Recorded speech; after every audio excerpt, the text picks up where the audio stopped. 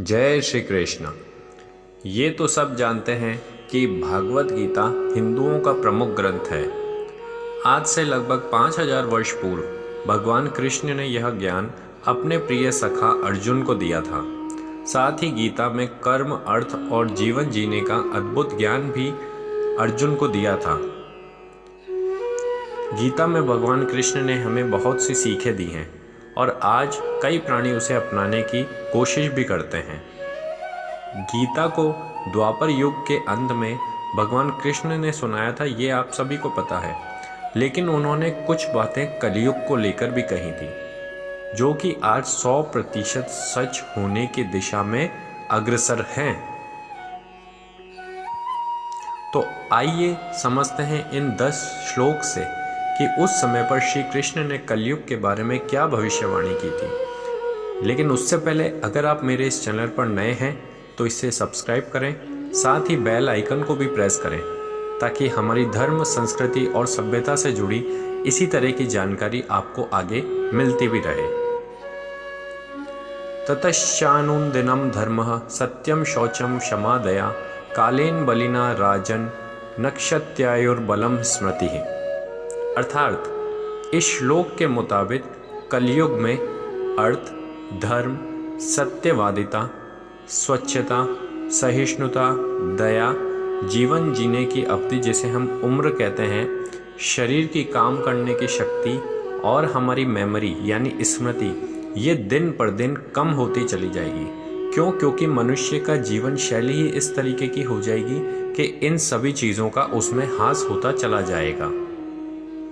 वित्तमेव कलो नृणाम जन्माचार गुणोदयः धर्म न्याय व्यवस्थायाम कारणम बलमेव ही। इस श्लोक का अर्थ है कि कलयुग में जिस व्यक्ति के पास जितना धन होगा वो उतना ही गुणी माना जाएगा और कानून, न्याय केवल एक शक्ति के आधार पर ही लागू किया जाएगा और वो शक्ति होगी धन की शक्ति।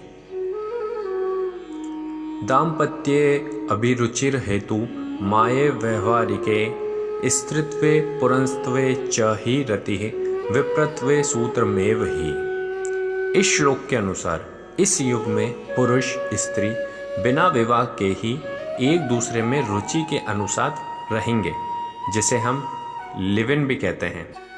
वहीं व्यापार की सफलता इस बात पर निर्भर करेगी कि वो व्यापारी कितना छल कपट करने में माहिर है।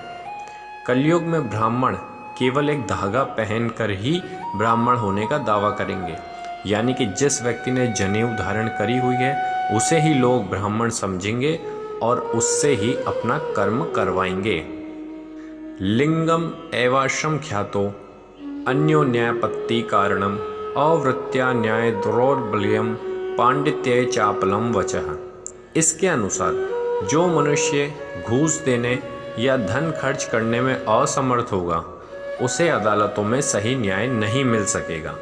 साथ ही जो व्यक्ति बहुत चालाक होगा, स्वार्थी होगा, अपना काम किसी भी तरीके से सिद्ध करने वाला होगा और अपनी वाणी से सभी को मोहित करने वाला होगा, वो ही इस युग में विद्वान माना जाएगा। आज आप देखते हैं कई जगह पर जो लोग बोलने में बहुत एक्सपर्ट हैं, उनका हर जगह बोलबाला है। हो सकता है उनमें और कोई खास बात नहीं हो, लेकिन वो अपने बोलने के कारण ही, बात को अलग ढंग से कहने के कारण ही वो लोग फेमस हो गए हैं। श्रुत्रभ्याम व्याधिभिश्चैव संतप्यस्यन्ते च चिंतया 33 वर्षाणि परमायु कलो नृणाम।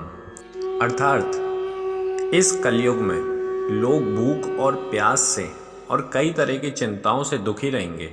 अलग अलग तरह की बीमारियां उन्हें हर समय घेरे रहेंगी। साथ ही कलयुग में मनुष्य की उम्र केवल 20 या 30 साल की ही रह जाएगी, क्योंकि उनका लाइफ स्टाइल ही कुछ इस तरीके का हो जाएगा। दूरे वारयनम तीर्थम लावण्यम केश धारणम उदरम भरता स्वार्थः सत्यत्वे धास्यमेव ही। इस श्लोक के अनुसार लोग दूर के नदी और तालाबों को तो तीर्थ मानेंगे, जैसे गंगा, यमुना। आज भी हम लोग वहाँ पर अपने पाप धोने के हिसाब से जाते हैं, लोगों की धारणा यही है। लेकिन जो उनके घर में माँ बाप रह रहे हैं, उनके बड़े रह रहे हैं, उनकी वो लगातार बेवजह निंदा करेंगे। इसके अलावा सुंदरता किसे मानी जाएगी? बड़े बड़े या खिले हुए बाल रखना, इन्हें सुंदरता मानी जाएगी। चेहरे पर अच्छा मेकअप लगाना, इसे सुंदरता मानी जाएगी। और केवल पेट भरना ही लोगों का लक्ष्य रह जाएगा।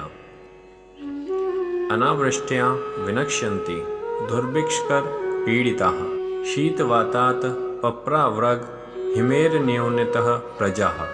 इसके अनुसार कलयुग में कभी तो बारिश बिल्कुल नहीं होगी, जिससे कि सूखा पड़ जाएगा, और कभी कड़ाके की सर्दी पड़ेगी, कभी हो सकता है कि कड़ाके की गर्मी हो जाए, कभी आंधी आएगी और कभी बाढ़ आएगी। यानी मौसम का कुछ भी भरोसा नहीं रहेगा, पल में कुछ और पल में कुछ। और इन्हीं परिस्थितियों के बीच में लोग फंसे रहेंगे, वो इन्हीं चीज़ों से परेशान होते रहेंगे और इन्हीं चीज़ों के कारण उनका नाश होता चला जाएगा। अनाड्यते असाधुत्वे साधुत्वे दंभ एव तु स्वीकार एव चौधराय स्नानमेव प्रसादनम। इस युग में जिस व्यक्ति के पास धन नहीं होगा वो अधर्मी, अपवित्र और बेकार माना जाएगा। वहीं इस युग में विवाह दो लोगों के बीच केवल एक कॉन्ट्रैक्ट की तरह होगा। लोग केवल स्नान करके समझेंगे कि वो अंदरूनी रूप से अर्थात अपनी आत्मा से शुद्ध हो गए हैं। दाक्ष्यम कुटुंब भरणम यशोर्थे धर्म सेवनम एवं प्रजाभृदुष्ट्राभि आकीर्ण क्षिति मंडले। इस श्लोक के अनुसार धर्म कर्म के काम केवल लोगों के सामने अच्छा दिखने और दिखावे के लिए ही किए जाएंगे। जिस तरीके से आज कभी स्वच्छता का कैंपेन होता है तो पहले तो किसी जगह पर कचरा लाकर फैलाया जाता है और फिर कुछ नेता वहां आते हैं और उसी कचरे को झाड़ू से साफ करते हुए अपनी वीडियो बनवाते हैं, और केवल वो 2 मिनट की वीडियो होती है जो कि हर जगह पर प्रसारित की जाती है। पृथ्वी भ्रष्ट लोगों से भर जाएगी और लोग सत्ता हासिल करने के लिए एक दूसरे का मर्डर भी कर देंगे। आज इस चीज़ की शुरुआत हो चुकी है, लेकिन जब घोर कलयुग आएगा तो आपको हर जगह पर यही चीज़ें दिखेंगी। आच्छन्दार द्रविणा यास्यन्ति गिरिकाननम शाकमूला मिश्रौद्र फल पुष्पाष्टि भोजना। इस श्लोक के मुताबिक अकाल और अधिक टैक्स के कारण, करों के कारण लोग परेशान हो जाएंगे। वो अपने घरों को छोड़ देंगे, धीरे धीरे वो शहरों को छोड़ देंगे और जंगलों, पहाड़ों, इन जगह पर वो शिफ्ट होना चालू कर देंगे। ये उनकी मजबूरी होगी।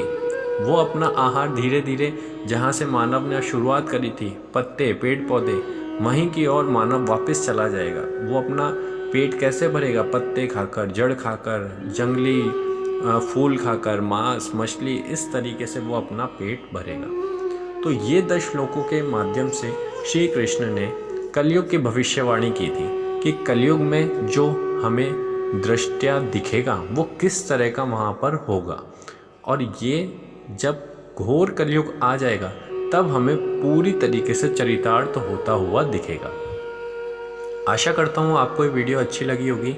अच्छी लगी तो प्लीज़ इसे लाइक करें, सब्सक्राइब करें, वीडियो को शेयर भी करें।